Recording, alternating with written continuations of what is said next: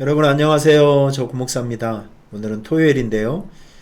토요일은 내일 주일 예배를 준비하는 날입니다.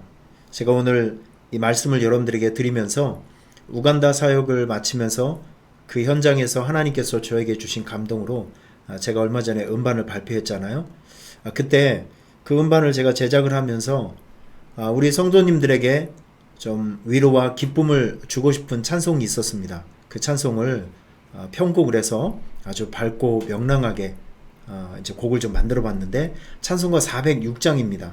이제 여러분들에게 이 찬송을 들려드릴 텐데 악보를 보시면서 우선 찬송을 저와 함께 따라 하시면서 그리고 난 다음에 오늘 하나님의 말씀을 같이 나누도록 하겠습니다. 힘차게 찬송해 주시길 바랍니다.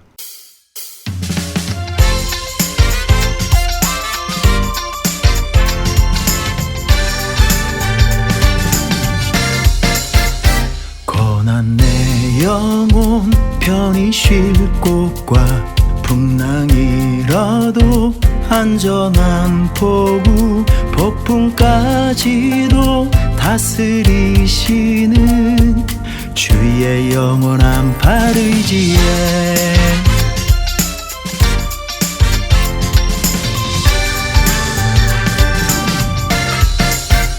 세상 친구들 나를 버려도 예수 늘 함께 동행함으로 주의 은혜가 충만하리니 주의 영원한 팔 의지에 주의 영원하신 팔 함께 하사 항상 나를 붙드시니 어느 곳에 가든지 요동하지 않음은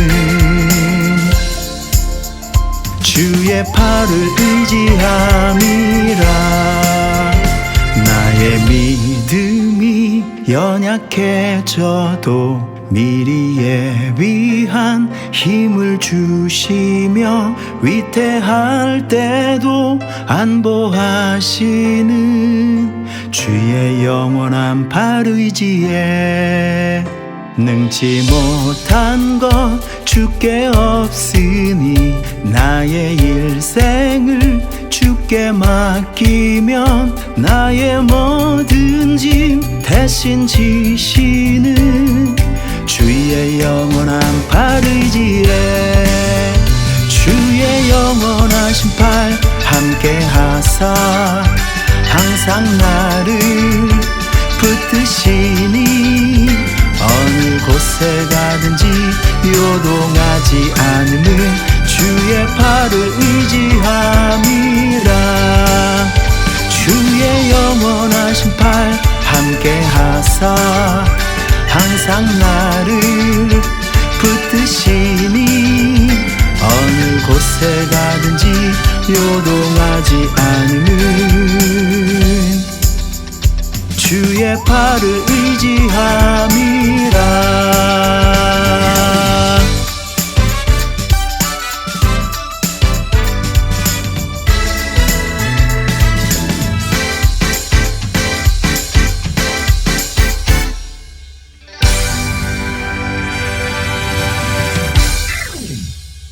여러분 정말 잘하셨습니다. 여러분의 힘찬 찬송 소리가 이 스튜디오 안에까지 들려지는 것 같아서 마음이 굉장히 좋았어요. 이스라엘의 역사를 보면 나라가 어려움이 있을 때, 또 사회가 어려움이 있을 때 하나님은 그 시대에 한 인물을 세워서 나라를 구원하시고 또 사회적인 문제를 해결하시는 모습을 볼 수 있습니다. 그런 역할을 했던 사람들이 바로 사사라고 하죠. 그래서 사사기에 보면 온니엘, 드보라, 삼손, 기드온 이런 사람들이 등장을 해서 하나님의 백성들과 나라를 구원하는 일들을 이제 하는 것을 볼 수 있습니다. 이 사사들의 신앙을 보면 전 이런 것이 느껴져요. 와, 우리하고는 신앙과 믿음의 클래스가 다르다, 급이 다르다, 이런 생각을 이제 하게 됩니다. 제가 오늘 이 아침에 여러분들에게 이 말씀을 먼저 드리는 이유는 무엇이냐면, 지금 우리는 위기의 시대를 살아가고 있잖아요. 위기의 시대를 살아가는 우리가 꼭 배우고 닮아가야 할 성경 인물이 있습니다. 제가 오늘은 이 사람을 소개하고 싶은데 그 사람의 이름은 노아입니다. 노아는 아담의 구대손이에요. 아담의 구대손. 그런데 노아의 뜻은 위로, 안식, 휴식이라는 뜻이 있습니다. 창세기 6장을 보면 이제 사람들이 지구상에 퍼져가는 그런 모습을 우리가 볼 수 있는데, 그런데 문제가 하나 있어요. 아담의 범죄 이후에 사람은 죄의 본능이 마음속에 숨겨져 있거든요. 이 죄의 본능이라고 하는 것은 참 무서운 것이, 누가 가르쳐주지 않음에도 불구하고 사람들은 죄를 지을 수 있고 생각할 수 있다는 것이죠. 그래서 누가 가르쳐주지 않았음에도 불구하고 하나님을 거역하는 일, 또 사람을 힘들게 하고 나쁜 짓을 하고 아픔을 주는 그런 일들을 서슴없이 할 수 있게 되는 것이죠. 죄의 본능이 있는 사람들이 지구상에 퍼져가면서 지구상에는 이런 일이 생겼습니다. 창세기 6장 5절에서 7절을 보면 그때 당시의 모습을 성경 말씀에 잘 우리에게 보여주고 있어요. 그 말씀을 여러분에게 잠시 소개하도록 합니다. 우리 같이 한번 읽어볼까요? 여러분 말씀 보이시죠? 시작! 여호와께서 사람의 죄악이 세상에 가득함과 그의 마음으로 생각하는 모든 계획이 항상 악할 뿐임을 보시고. 여러분 지금 보세요. 지금 노아 시대 사람들이 세상에 죄악이 가득하고 그들이 생각하는 모든 것들이 항상 악했다고 성경은 이야기하고 있습니다. 그래서 하나님께서는 그런 사람들을 보시고 한탄하시고 마음에 근심하기 시작했어요. 6절, 땅 위에 사람 지으셨음을 한탄하사 마음에 근심하시고 이르시되 내가 창조한 사람을 내가 지면에서 쓸어버리되 사람으로부터 가축과 기는 것과 공중의 새까지 그리하리니 이는 내가 그것들을 지었음을 한탄함이니라. 제가 이 말씀을 보면서 참 마음에 두려움이 생겼습니다. 여러분들에게 질문 드리고 싶어요. 하나님께서는 우리의 모습을 보시고 어떤 생각을 하실까? 오늘 창세기 6장에 나와 있는 그 사람들처럼 우리의 모습을 보시고 한탄하실까? 근심하실까? 후회하실까? 아니면 저와 여러분들의 모습을 보시고 기뻐하실까? 자랑스러워 하실까? 행복해 하실까? 이런 걸 한번 생각해 보았습니다. 제가 곰곰이 생각해 보니까 이런 것들이 깨달아지게 되더라고요. 하나님은요, 어떤 사람을 한탄하고 근심하고 후회하실까? 단순합니다.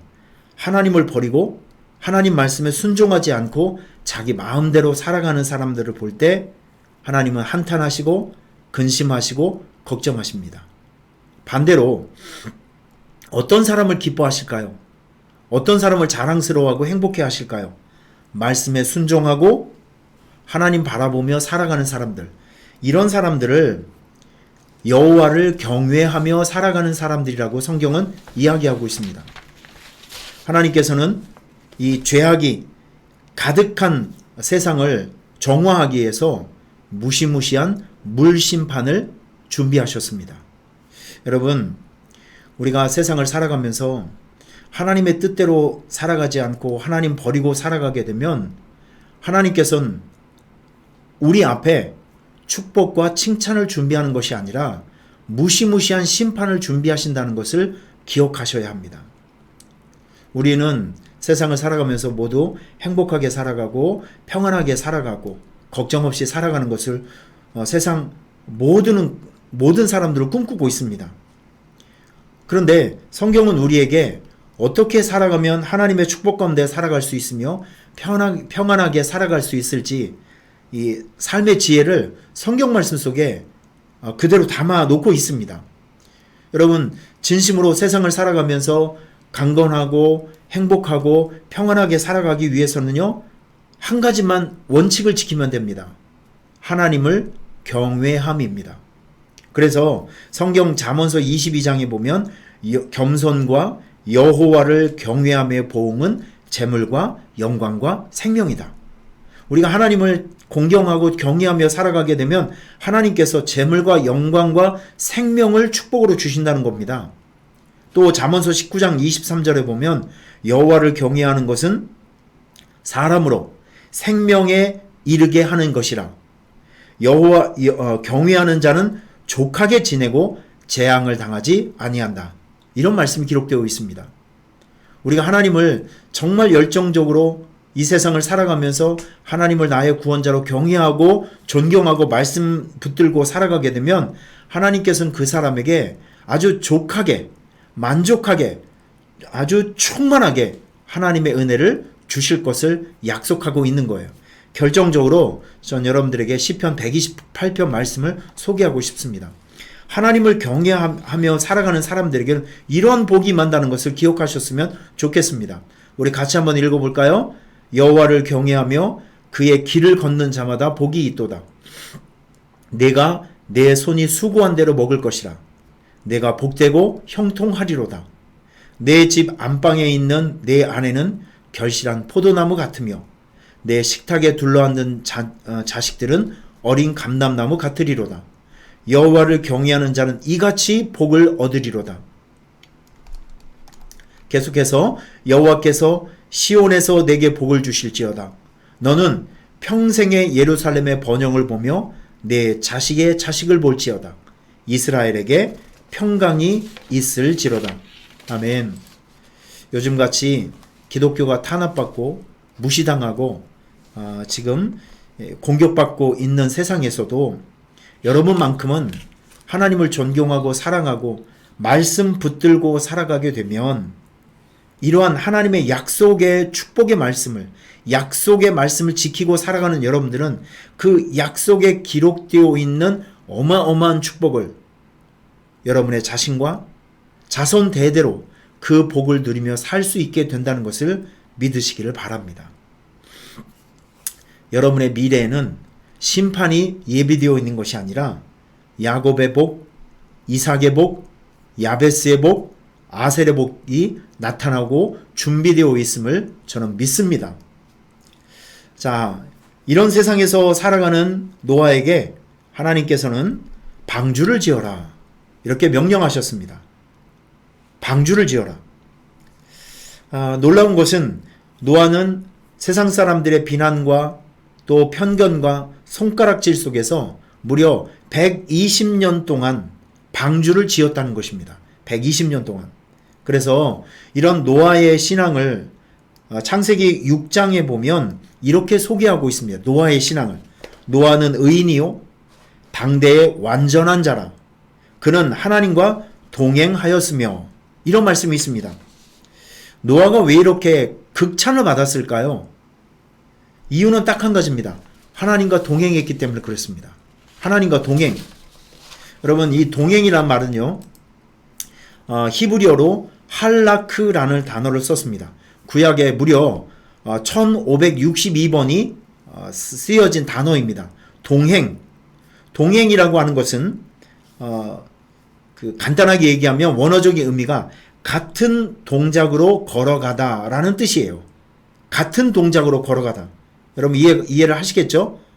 하나님과 동행한다는 것은 어떤 의미가 있냐면 노아는 하나님과 같은 마음을 가지고 같은 생각을 가지고 하나님과 동작을 같이 했다는 것입니다. 그래서 노아는 하나님에게 칭찬받고 완전한 자고 또 하나님께서 인정해주는 의인이라고 칭찬받았던 것입니다. 전 여러분들이 이 험한 세상을 우리가 살아가면서 노아와 같이 여러분들이 하나님과 동행하는 삶을 사시기를 주님의 이름으로 축원합니다. 동행은 히브리어로 할라크인데 하나님과 동작을 같이 하는 것을 의미합니다.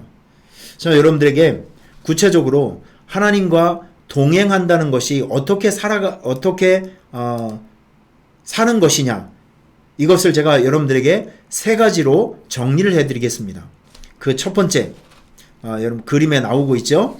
동행이라고 하는 것은 이런 겁니다. 하나님과 같이 하나님께서 분노하시는 것을 같이 우리가 분노하는 거예요. 하나님이 싫어하는 것을 같이 싫어하는 것입니다. 하나님이 미워하는 것을 우리가 같이 미워하는 거예요. 이게 동행이라는 것입니다. 여러분, 우리 지금 마귀들은, 사탄들은 아주 교묘한 방법으로 하나님의 창조 질서를 무너뜨리기 위해서 차별금지법을 통과시키려고 정말 갖은 발악을 하고 있습니다. 그리고 동성연애가 이제 모든 사람들이 선택할 수 있는 사랑의 종류에 속한다고 우리를 현혹하고 있습니다. 지금 세상은 기독교만 진리가 아니라 다른 종교에도 구원이 있고, 이 종교는 모든 종교가 평범하고 동일하다, 이 모든 종교에도 구원이 있다 라고 이야기를 하면서 우리 기독교가 지금 이야기하고 있는, 이 성경이 얘기하고 있는 예수 그리스도를 통한 구원을 이제 공격하고 있고, 기독교에만 구원이 있는 것이 아니라 일반 모든 종교에도 다 어떤 신을 믿든지 구원을 받을 수 있다고 이렇게 우리를 현혹하고 있습니다. 여러분, 하나님의 창조를 무너뜨리려고 하고 있는 사탄들의 악한 계획들이 있습니다. 이런 것들은 하나님께서 싫어하시는 거예요.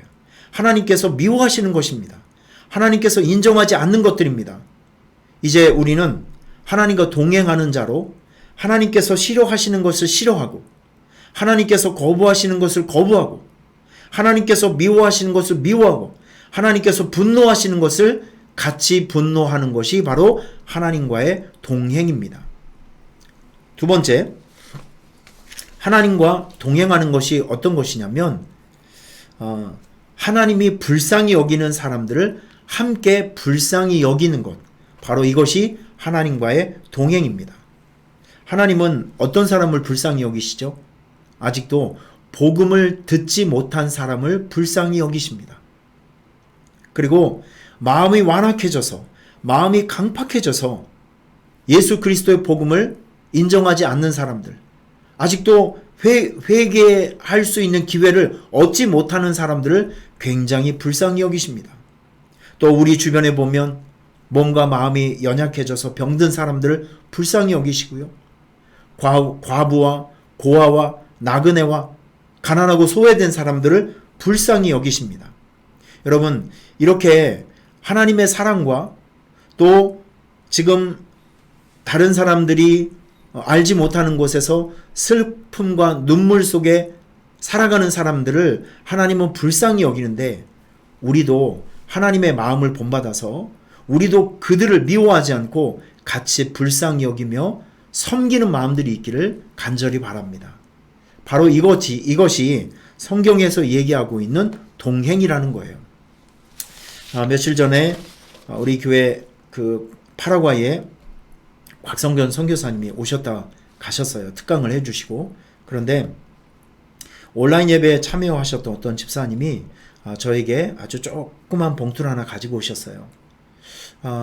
선교사님 말씀을 듣고 간증을 듣는데, 사모님께서 이제 병원에 치료를 받아야 되는데, 정말 그 집사님도 너무 가난하신 분인데 정말 별거 안 되는 것이지만 병원에 왔다 갔다 하시면서 식사라도 따뜻한 거 한 끼에 좀 사 드시라고 아주 작은 정성을, 작은 후원 봉투를 저에게 가지고 왔습니다. 정말 작은 물질이었지만 그런 관심과 사랑이 선교사님들에게 전달될 때 두 분은 우리들의 사랑을 받고 굉장히 큰 용기와 또 위로를 받으실 겁니다. 이렇게 하나님이 불쌍히 여기는 사람들을 우리도 같이 불쌍히 여기며 섬기는 것, 이게 바로 하나님과의 동행입니다. 세 번째, 하나님과의 동행이 무엇이냐면 성경 말씀이 지도하는 것을 따라 사는 것. 성경 말씀이 가르치고 있는, 하라고 말씀하시는 것을 우리가 삶에서 실천하고 살아가는 것, 말씀대로 따라 사는 것, 바로 이것이 하나님과의 동행입니다. 여러분, 시편 50편에 보면 환난 날에 나를 부르라 이렇게 말씀하고 있거든요. 이 고난과 환난일 때 기도하라는 것이거든요. 여러분이 고난과 시련의 때 기도한다는 것은 하나님과 동행한다는 뜻입니다. 데살로니가 전서 5장에 보면 항상 기뻐하라, 쉬지 말고 기도하라, 범사에 감사 이렇게 나와 있죠. 여러분께서 삶의 현장에서 그렇게 살아가고 있다고 하면 하나님과 동행하며 살아가는 것입니다. 서로 사랑하라, 서로 용서하라, 나보다 남을 낮게 여겨라, 가서 제자 삼으라. 지금 이렇게 말씀하고 있는데 여러분의 삶의 현장에서 이 말씀을 실천하고 있다고 하면 여러분들은 하나님과 동행하며 살아가시는 분들입니다. 여러분, 내일은 주일이죠? 주일은 어떤 날입니까? 하나님을 예배하는 날이잖아요. 저 여러분들에게 권면하고 싶어요. 토요일은 주일을 준비하는, 예배를 준비하는 날입니다. 주일 예배를 준비하는 날이에요. 그래서 여러분 주변에 믿음 약한 사람들에게 전화하고 또 점검하고 신방하면서 내일은 주일이니까 같이 예배 드립시다 라고 권면해 드리고 또 주일 예배가 있다는 것을 알려드리는, 그리고 여러분 식구들에게도 내일은 주일이니까 일찍 일어나서 청소도 하고 예배 드릴 수 있는 환경을 잘 조성해서 모든 식구가 준비된 예배, 옷도 깨끗하게 입고 성경 찬송도 가지고 오고 설교 노트도 가지고 오고 헌금도 준비하고 이렇게 잘 준비된 예배를 하나님께 올려드리면 하나님은 그 예배를 받으시고 여러분의 삶에 축복을 주시고 성령님의 임재로 응답해 주시는 것을 저는 믿습니다. 저는요, 내일 말씀을 이렇게 준비를 했습니다. 내일 주일 말씀 오전에는 누가복음 9장의 말씀으로 여러분들은 제자로 살 것인가 아니면 구경꾼으로 살 것인가. 왜냐하면 우리가 다음 주에는 딱 30분 온라인 제자훈련, 전 성도들을 위해서 제가 온라인 제자훈련을 시작하거든요. 그래서 여러분들에게 제자로 살 것인가 구경꾼으로 살 것인가 라는 말씀으로 도전하고 싶어요. 그리고 오후에는 우리가 힘들 때 찬양해야 될 이유, 이런 것들을 여러분에게 말씀을 나누면서 함께 찬양하고 예배하려고 합니다. 저는 이렇게 이런 말씀으로 주일 예배를 잘 준비하고 기도하고 있을 테니까 여러분들은 잘 준비된 예배 만드셔서 우리 주일 예배를 함께 드리시면서 은혜도 받고 또 우리의 믿음의 재충전을 하였으면 좋겠습니다. 여러분, 하나님과 동행하시길 바랍니다. 하나님과 동행한다는 것은요, 하나님과 같은 마음을 가지고 같은 동작으로 움직이며 살아가는 것을 의미하고 있습니다. 오늘 제가 여러분들에게 가르쳐드린 3가지 동행의 삶을 기억하시면서 하루 종일 오늘도 믿음으로 승리하며 주일 예배를 잘 준비하고 살아가는 여러분이 되시기를 주님의 이름으로 축원합니다. 여러분, 오늘 이 시간을 마치면서 제가 말씀을 시작하기 전에 드렸던 찬양이 있어요. 그 찬양을 다시 한번 여러분들에게 들려드릴 테니까 그 찬양을 다시 듣고 부르시면서 오늘 말씀을 다시 한번 생각하시며 은혜 받고 하루를 시작할 수 있기를 축원합니다. 할렐루야. 내일 뵙겠습니다.